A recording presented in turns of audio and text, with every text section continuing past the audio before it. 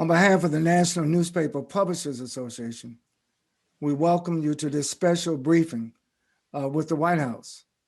And we're so honored to have the Honorable Cedric Richmond, Senior Advisor to President Biden and Director of the Office of Public Engagement.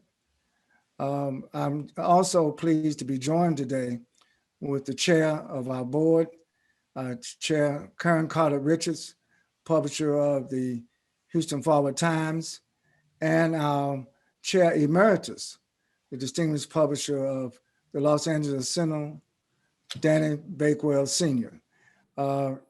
Karen, our chair, would you give some opening remarks? And then after Danny, we will bring the Honorable Cedric Richmond to the Black Press of America. Okay, thank you, Dr. Chavis.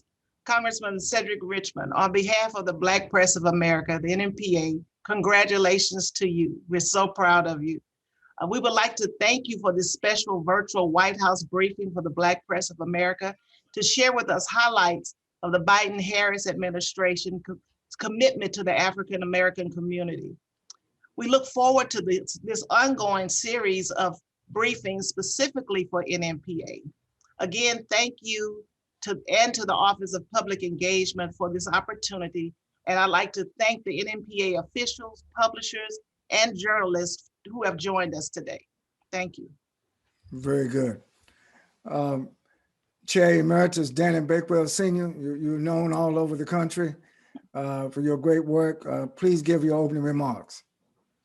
Well, I'd just like to thank the Honorable Cedric Richmond, who is not only a distinguished friend in terms of what he is leading in the Biden-Harris administration, but a longtime friend, personally and of the Black press. This is not a new safari for Cedric Richmond. He knows the Black press, he's engaged with the Black press, and he's always supported the Black press. So we are really in good hands, and we look forward to the things that he can do for us. He knows the pain that the Black press has consistently suffered over the many, many years, in spite of our good work, in terms of being denied and deprived of adequate, equitable advertising. And he's always talked about his commitment and his ability to have the power to do this. Now he has that, and now we see one of the first things on his agenda for the Biden-Harris administration is engaging with the Black press, and we want to talk about advertising. All right, very good. Cedric, let me just tell you who else is on the virtual call. We have our entire board of the National Newspaper Publishers Association, 17 members, made up of our executive committee, I would note, who are all sisters, Black women, at the head of the board of the NNPA. And we also have the executive committee of the NNPA Fund, which is our 501c3. We have 5 regions. All of our 5 regional presidents are also on this call. So, Brother Richmond, thank you so much. I just want to salute your staff in helping to put this event together on short notice. And I've met many of them during the campaign last year, Trey Baker, Cameron Trimble, Jennifer Molina, and others. I just want to note when I see people with good staff, I want to give the staff a shout out. You got a good staff, man, working with you. But please give us your opening remarks. And I know your agenda is tight, but specifically tell us about the commitments of the Biden-Harris administration to the African-American community. Let me start off by thanking NNPA for what you do. And not everybody knows it, so I'll take a second and just let people know. You tell the unvarnished truth. You give it to us unedited. In many places, that is the most reliable news that people can get, whether they're picking up a copy when they leave church, whether they're picking up a copy when they leave their local corner store or grocery store, or in my case, whether they're leaving their Black bank in New Orleans. This is where they pick up the information that they know that they can trust. And so when I think about NNPA, I think about Louisiana Weekly in New Orleans. I think about the Data News Weekly in New Orleans. I think about the New Orleans Tribune, which is not an NNPA member, but they are telling the truth and doing hard work. And at the same time, they're active members in the community. And so that's what you do. And the news that you deliver to people that this may be their only outlet to getting the news. And so I believe that with that becomes recognition that you reach audiences that other people can't reach, which means that there's a niche created, and that to me, there's value in that niche. And so our administration right now, one, you may hear me say this more than once on this conversation, is that you should judge people by their actions in the past.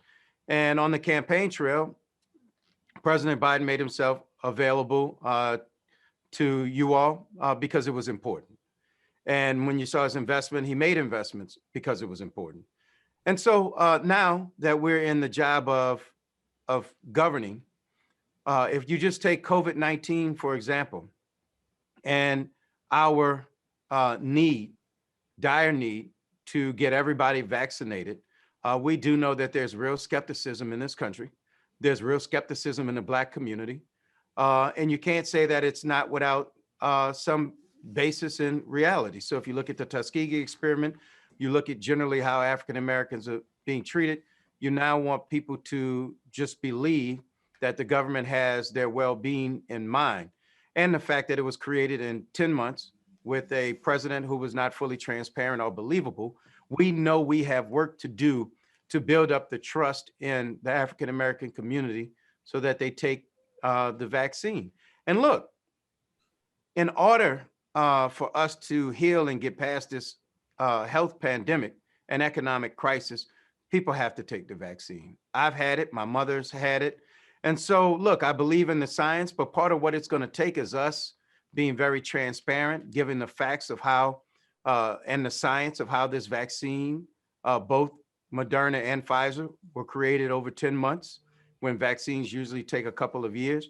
We're willing to do all of that. And we have to do it in outlets that people believe. And we're going to give you the science. We're going to give you the facts so that you can make those determinations.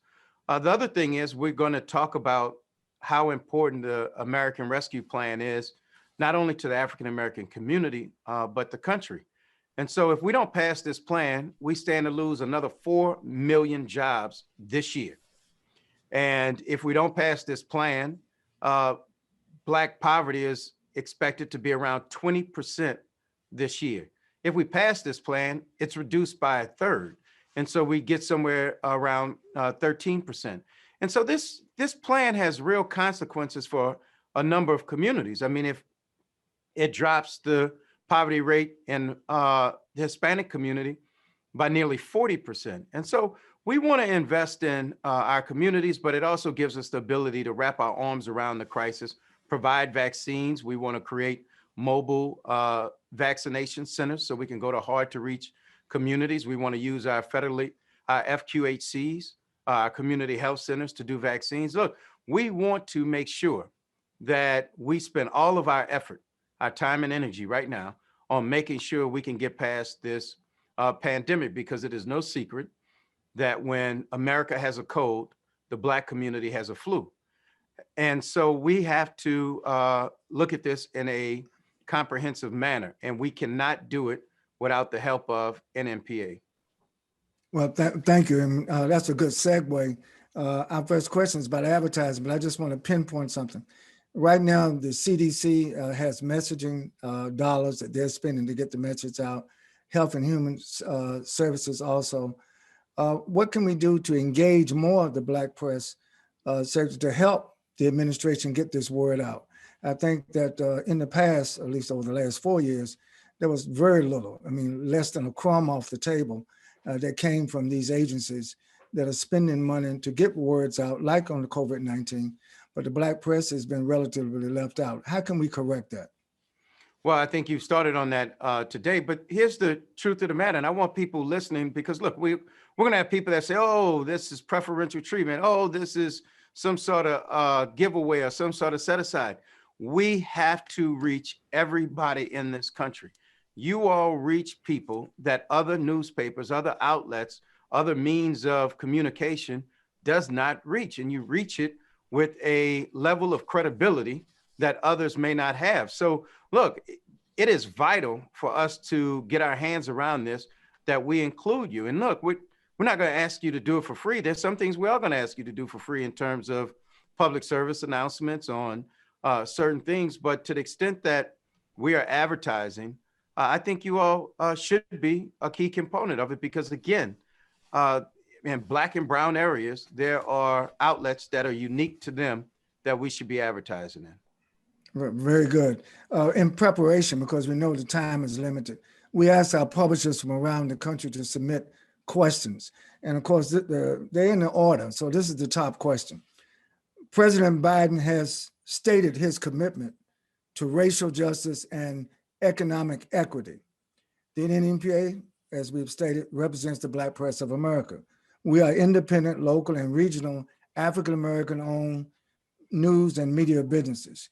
Can you confirm, Brother Richmond, that the Biden-Harris administration will ensure that President Biden's recent executive orders on racial justice and equity will be enforced and specifically implemented by all of the administration's cabinet departments, agencies, and other federal instrumentalities with respect to a whole of government commitment to advertise and spend with African American and other people of color news and business, media businesses?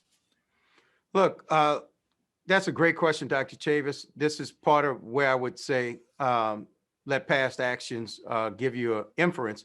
But let me just start with how serious the president is on racial equity. On his first day, one of his executive orders was establishing a whole of government plan on racial equity. And that is holding every agency, every department accountable, and finding out where we are now and moving towards progress. And so it will be housed in DPC. Ambassador Rice will be in charge of it, and he gave it to Ambassador Rice because she is phenomenal, and I will assist her in any way that I can. But we are absolutely dead serious about racial equity. And so if you look at that executive order, it said exactly what he said on the campaign, that I am going to make this a priority through the whole of government, that this is going to be something that we monitor, we look at, and we're going to move the ball. And then if you look just a couple of days after he signed that executive order, he gave a speech on racial equity. And that speech basically said I was going to do this. I did it on the first day. And this is where I'm headed in the future. And that is to invest in our HBCUs. That is to root out systemic racism in home ownership and housing so that Black families and brown families can create equity in those homes so that they can start businesses, put children through college, all of those things that come with home ownership, including transferring wealth to the next generation. He promised to end the use of private prisons. He signed that executive order. And then he signed one on the increase and rise in xenophobia and making sure that we combat that too, along with rescinding the Muslim ban. So the president is serious about this. And when we start talking about government procurement, that is one of the areas that we're going to monitor and make sure that the playing field is level and that we are using real metrics in terms of who we use, how we use them. And, I'm not sure. I am a lawyer, but I'm not versed in government procurement. I don't know if I can tell you right here, right now, that there's some program that we will set up, but I can just tell you one thing, that all of the agencies understand that this president is serious about racial equity and broadening the scope of people that do procurement and provide goods and services within government. And I'll just close with this so you all will understand what I'm saying. If you look at the president's Build Back Better plan, his Buy America executive order that he created, there was racial equity components throughout his Buy America. It wasn't just Buy American, it was Buy American and do it through a lens of racial equity also. So we're going to be consistent about that through the administration. Very good. That's good to hear. Both Danny Bakewell and Colonel Carter Richards working with me. They're going to be our point people working on this. Can you tell us, is there somebody on your staff that we can work on, Susan Wright's staff, or together? We want to make sure we really follow up on this because this is vital to the sustainability of our newspapers. Yeah, our newspapers are actually dying on the vine because we give a lot of lip service, and I'm not speaking about you or the administration, but there's always a lot of lip service and a recognition that we are deprived of advertising. But in the federal government alone, there is hundreds of millions of dollars of advertising being executed each and every year, and we get virtually none of it. And we don't need a preference. All we need is to have proportionate ability to be able to access according to our percentages in the country. You know, Black people represent 15% of the population. If you go to the service, we represent 50% of the people in the service. If you deal with how the COVID is affecting, we know it's affecting our community more than anybody else. No matter what metric you use, we have to be included, but we're not. And that's what we really, really need your cogent attention to. I mean, it's a dire need, Cedric, for this to happen. And look, you're right. And so just like we partnered together when I was chair of the CBC to raise this issue, unfortunately during a hostile administration, it didn't go far, but we did push the envelope on all of those 3 and 4 letter organizations that do campaigning around the country. And so look, you know, all I can say is that you have a friend, you have an advocate, and I know the need and role that the Black press plays in communities, and especially in this highlighted time and fragile time of making sure that people take the vaccines, making sure people know how to get them, make sure they know where to get them, make sure they know to get them. All of those things are important. We're going to need your help. All right. Well, we're definitely going to work with you on this issue because that's vital, as Brother Bakewell has stated. Another question from our publishers is that during the 2020 year, last year, there was inconclusive strategies about the accuracy of the 2020 U.S. Census. In many of our communities, particularly in the communities that we serve through the Black press, we believe that there was a systematic undercount of African Americans during the gathering of the census last year. Does the Biden-Harris administration have a plan to verify the accuracy of the 2020 census or any possible recounts so that our communities would not be undercounted? Look, a couple things on that. One, we understand the importance of the census. It dictates how we reapportion government, dictates how we redraw lines during redistricting. And we know that it dictates what communities get federal funds and how much. And so, no, we don't trust this last census that was done being as fair and accurate and inclusive as it should be. First thing we have to do is appoint a director of the census. And then we'll follow the procedures from there after we appoint a director. But you saw the president already issue an executive order on the census because the last administration decided that they would not count everyone that was in the country. And so that shows where we are on it. And then I think that when a census director is appointed, you'll see the seriousness of which we take making sure every community is counted completely. Very good. Brother Richmond, what are your top 3 priorities of the Office of Public Engagement with respect to the African American community?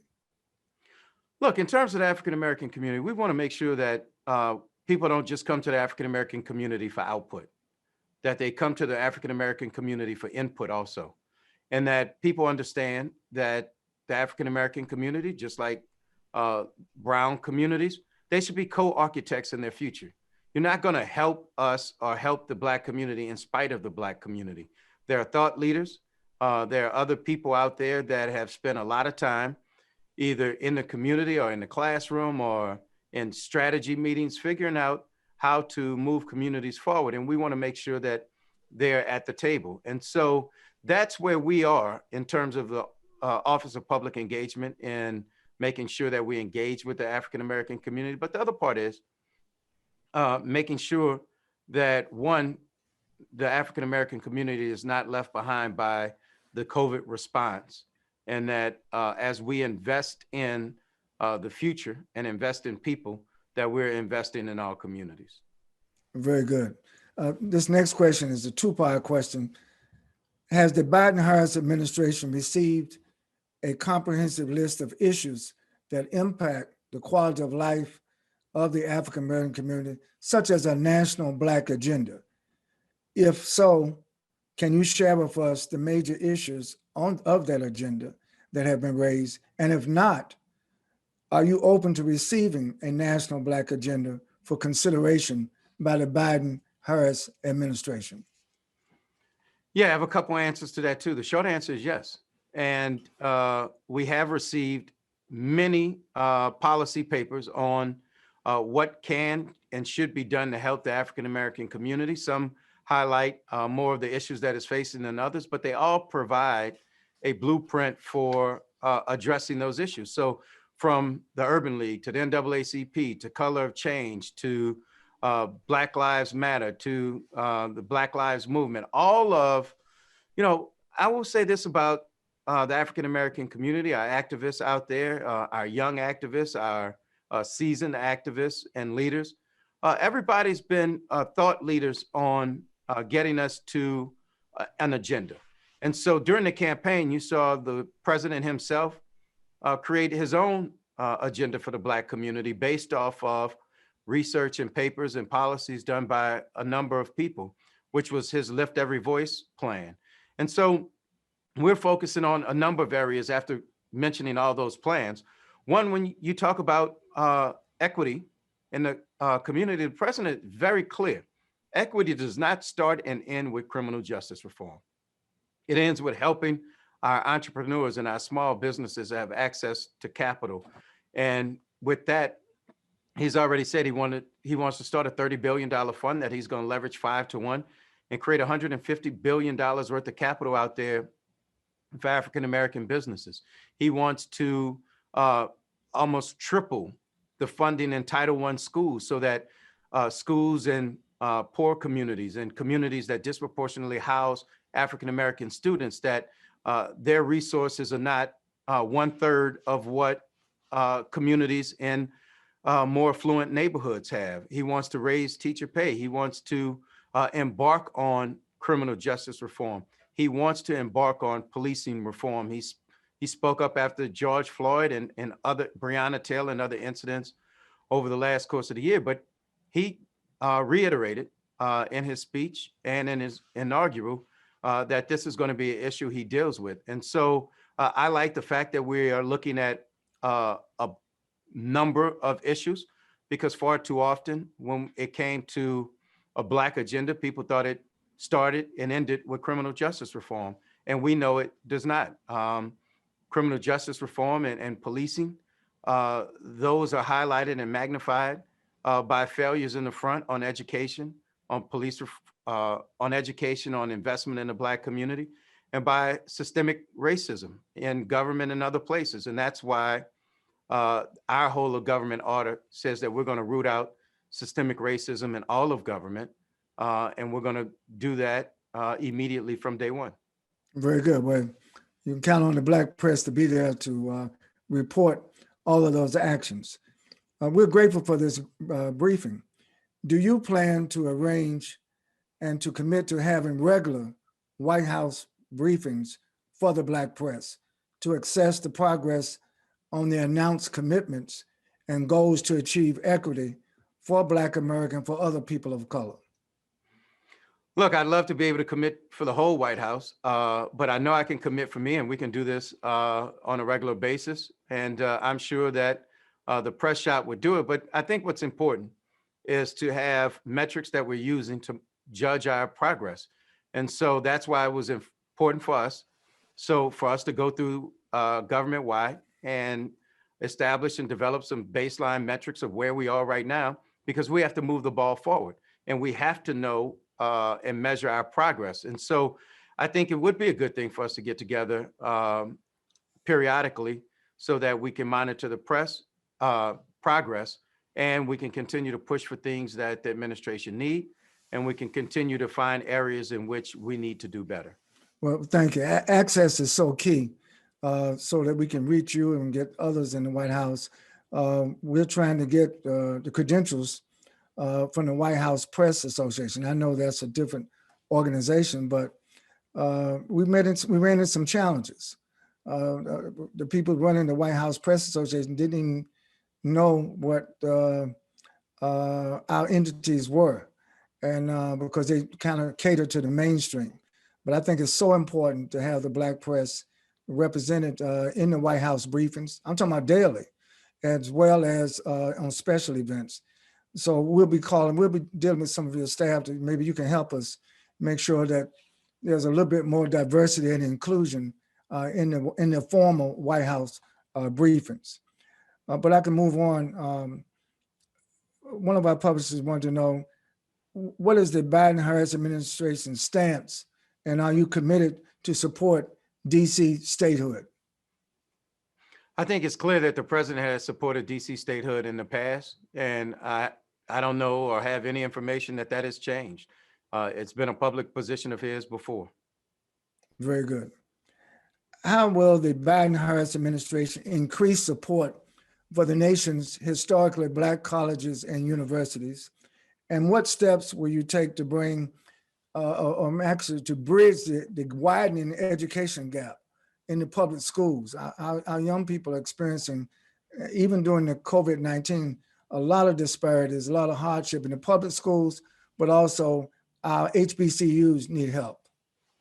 Well, K through 12, that's why it's important that we triple Title I funding. That will be a key component to not leveling the playing field, but actually creating some equity in that space and making sure that the communities who need the money the most get the most. And so that is important for us. And then the first part of the question about HBCUs, how do we get them more money? Well, we get them more money and we put more money in the budget for them. We do the things that are necessary to help them. And the president made that commitment during the campaign. He knows the value of HBCUs in this country. If you just look at where he was, and you know, I'm not flippant when I say look at people's past action to determine their future action. But Delaware State is very important to him. And if you look at President Allen from Delaware State, he was the CEO of the inauguration. He knows the talent and at HBCUs. And the other thing that he knows, and this administration knows, is the great talent that HBCUs have produced, the technology and the contribution that HBCUs have made to society with limited funds compared to other public universities. And so we're imagining, and he said it in his speech, imagine if the HBCUs had their fair share of funding, how much more they can do compared to the incredibly great job that they're doing now in producing our doctors, our teachers, our lawyers, engineers, all of those things. And so we know it. We're going to invest there because they are doing an excellent job with limited funding. And we want them to do an even greater job with their fair share of funding. Very good. The next question is about reparations. Where does the Biden-Harris administration stand on the enactment of H.R. 40? That's the bill to create a study commission on reparations. And if it doesn't get through the Senate, will the president issue an executive order to establish a national reparations commission? Well, we have two things in that. One, we do support a commission in H.R. 40. Two, we know we can't wait. And maybe it's three things. And three, we have to start acting now. We don't need a study to tell us there's systemic racism out there. We don't need a study to tell us that redlining and Black communities have been treated a lot different. I think the president, you know, and I traveled with him throughout the campaign, I know I've heard this speech a million times, that a home in a Black neighborhood built the same way, same material, is going to be worth almost 30% less than the same home in a white neighborhood. And those are the things we want to deal with. And so we don't need a study to tell us that we support a study. But the truth of the matter is we don't think the Black community should have to wait on the study. We need to start dealing with systemic racism in housing and education and all of those things right now, which is part of the plan that we laid out, and including in entrepreneurship, access to capital, and all of those things. So yeah, we support a study, but it's not going to stop us from acting right now. Thank you. This week, the president has met with Republicans. He's met with Democrats about the American Recovery Act, about the $1.9 trillion that's on the table for legislation. Can you explain to Black America how important the 1.9 trillion figure is, and where does the Black community fit in this if it's passed by the Congress of the United States? Well, it's really important. When we start talking about money for mobile vaccination clinics, when we start talking about using community health centers so that we can get to every neighborhood to make sure people has access to the vaccine, we're also talking about increasing the earned income tax credit, increasing the child tax credit. Those two things alone would reduce child poverty in this country by almost half. And so that's a fundamental and monumental change in communities of color and in the Black community. And so there's a large list, and part of our American Rescue Plan is the importance of that racial equity is written throughout that also. Because as we look at COVID-19, we know that it's African-American communities, brown communities that are bearing the brunt of it, more likely to not survive it. And then if you look at the economic aspects of it, we're bearing the brunt of that also. And so we want to make sure that we deal with it all. And look, also, you have to look at children and getting them back in the classroom, because parents can't go to work if they have to do virtual schooling. And so that's $130 billion that we have in the plan so that we can get children back in the classroom in a safe manner, so that we protect the teachers and their families that they go home to. And those are things that we're going to have to do in terms of testing, in terms of smaller classroom sizes, better ventilation, and the infrastructure of partitions. And not to mention the most popular part of the plan, which is $1,400 checks to put in people's pocket right now to help them through these hard times. And so those are all key components that I think go across the board, but are valuable to the African-American community. And the last three things I'll say about it is it expands unemployment insurance past March 15th, because we know some jobs are not coming back right now. It extends the foreclosure and eviction moratorium.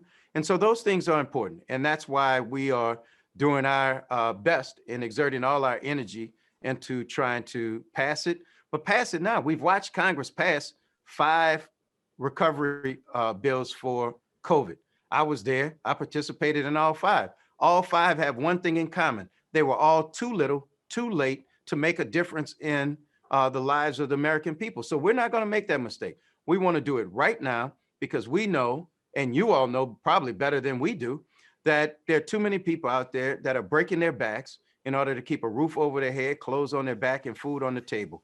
Government has to help them. Absolutely. Well, now that the Democrats control the House, control the Senate, and a shout out to Georgia for turning out that tremendous Black vote. And now we have 2 new senators from Georgia. But you control the White House, the Senate, and the House. So when can we expect the $1.9 trillion bill to be enacted? Look, I don't have a hard date. What we know is important is that it happened before March 15th, when all of these cliffs hit the American people, or when the American people hit the cliff. Can you explain that a little deeper about the deadline of March 15th? March 15th is when unemployment insurance, the enhanced unemployment insurance, runs out. It's when the foreclosure and the eviction moratorium stop. And if we don't give the American people help before then many will be facing evictions and foreclosures. Many will be left without unemployment insurance, but more importantly, they won't have a job they can go to if they wanted to. And so if we don't pass it, we're going to lose 4 million jobs this year. And so that's why it's so important to do it before that date. But we want it done as quickly as possible. So you saw both the Senate and the House pass the initial steps so that we could start refining and creating the bill. And so we're going to keep moving. And look, full disclosure, we are doing outreach to our Republican members in the House and the Senate because we want them to come along with us. But we're not going to compromise our values, and we're not going to delay aid to the American people. This bill is already bipartisan. There are Republican mayors all around this country that support it, Republican elected officials all around this country. And by the way, 50% of Republicans in the country support the American Rescue Plan. So it's bipartisan, and we won't let Congress hold us hostage in delivering help to the American people. So we're trying to get it done as quickly as possible. Thank you. Well, before we wrap up, I want to call back to Danny Bakewell and to our chair, Karen Carter Richards, for their closing comments or remarks or questions. Danny? Unmute Danny, yes, okay. There we go. Cedric, again, thanks for this briefing. I just want to ask one question. Do you think it's appropriate, and do you think that you can persuade the president to sign an executive order specifically dealing with advertising in the federal government? That is crucial to us. And this does not need a new budget allocation. This is just equitably distributing the advertising that's already there. And it would be a flood of money coming into the Black community. It's one thing to say we need to support COVID. We need to give the proper messages to Black people. We can do that. We consistently do that. I can't impress upon you enough, and you and I have had this conversation many times. These publishers on this call, we need advertising. That is the lifeline and the lifeblood of our Black businesses going forward. There is no Black community, no entity within the Black community, the Black church, Black business. Everybody comes first and foremost to the Black press. Even before you're known nationally, they are known within the Black community because of the Black press. We need help. We appreciate everything you're doing.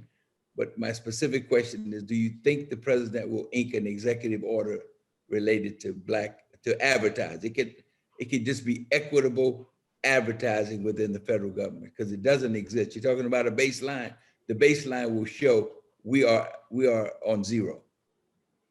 Danny, the short answer is I don't know if he can issue an executive order on procurement. There are some rules there. However, I know what I've said before is that we can stress racial equity, and I'm not ruling it out. I just don't know if it's legal. But let me go to your second point.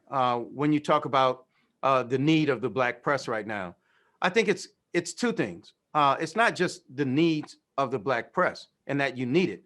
I think the real point is that you deserve it, and that you've earned it, and that you have audiences that you talk to that other people can't talk to. Therefore, you provide a good and a service that other people can't survive. Because I don't want anybody who is deciding to take a clip of this audio and put it on any particular network and make it seem like we're just trying to bail out any particular industry because they have needs. That is not the case here. The Black press has earned this. They deserve it. They reach communities and people that we can't reach as a government or mainstream press. And if we're going to get our arms around this pandemic, is we're going to continue to recruit for the Army and the armed services, right. And whether we're going to do the census, whether we're going to do it for health and human services, all across government. If we're going to make government accessible to everybody, first they have to know it's there. And that's why I believe that you all have earned it by showing that you reach people that other outlets don't reach. Very good. We only want equity and reciprocity, nothing. Absolutely. Exactly. Very good. Thank you, Danny. And Congressman Richmond, thank you for that sober response. And, I always say that when you ask a sober question, you get a sober response. Now we want sober action to make sure that we see progress in this, because this has been a lasting problem on many administrations. And I think the Biden-Harris administration prides itself for being the most diverse and inclusive administration in the history of America. And what Dan is saying is if there's anybody that's going to do it, we should have it done now where our Black press can be included.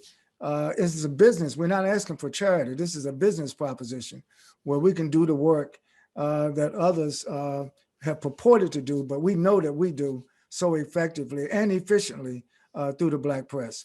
But Karen Carter Richards, our chair, want to give us some closing remarks before we thank Congressman Richmond. I would just like to say, I don't want to go over again what Danny Bakewell and Dr. Chavis have said, but definitely we are the team that can do the outreach in our community.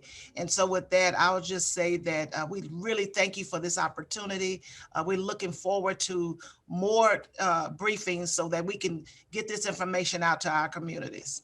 Thank you again. So Congressman Richmond, thank you again.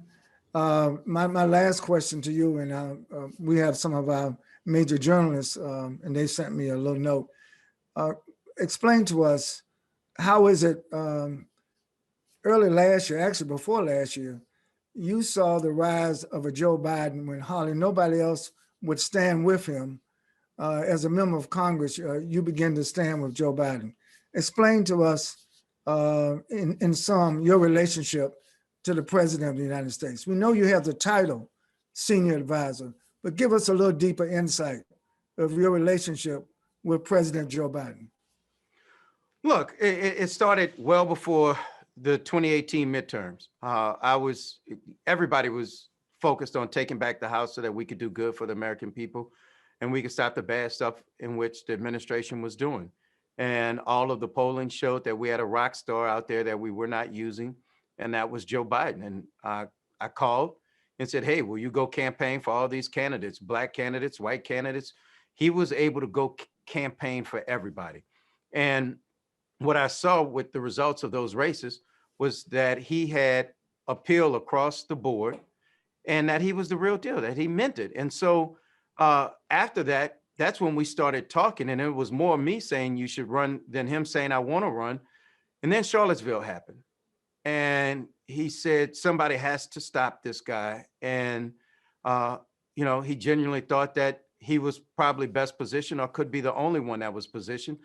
And I felt in my heart that he was the only one that could beat Donald Trump. But more importantly, I got to know him and I got to know who he was. And so if I didn't believe in him, if I didn't believe he wasn't dead serious about racial equity and empowering people and taking up for those who have been marginalized, I wouldn't have left a safe seat in Congress to join the administration and become a staffer among others.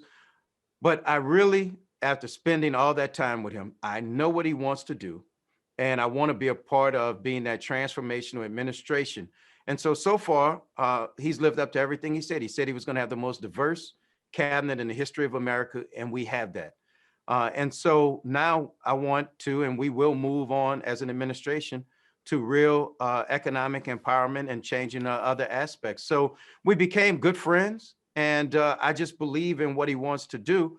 And being on the campaign trail, I actually got to see it over and over again that he's the same person in front of the cameras that he is behind the cameras. And look, sometimes that helps us, sometimes that hurts us, but he is exactly who he appears to be.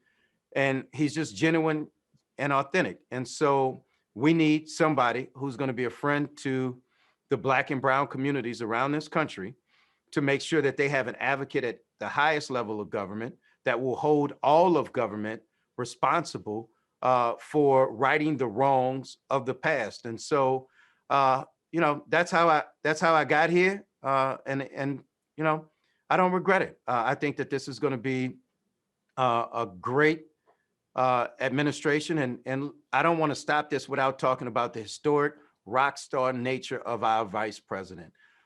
She is the real deal. She cares about all communities. But she is an intellectual giant. But more than that, the highest compliment that I give to elected officials is that she gets it. She gets the struggle of Black people. She gets the struggle of minorities. And she is spending her days figuring out how to help all communities, but to make sure that she does not forget where she started representing people. So she's been phenomenal to work with. And I was impressed with her on the campaign trail, but I'm more impressed with her as I get a chance to see her work every day. Very good. Well, our time has expired, but I want to, on behalf of the National Newspaper Publishers Association, we have 230 member publishers now. Over 200 are watching this program today and this briefing. And we want to thank you, Cedric Richmond. We look forward to the next briefing. In the meantime, please count on, we're going to count on you, and I want you to count on us. There's reciprocity. You know, we're going to do our job, help you get the messaging out. We know that the American Rescue Plan is so important, and if there's anything that we can do to help get it through Congress in terms of raising public awareness, you can count on us. But for this briefing, thank you on behalf of the Black Press of America, and may God bless you. May God bless the President of the United States, the Vice President of the United States, the whole cabinet, and may God bless America.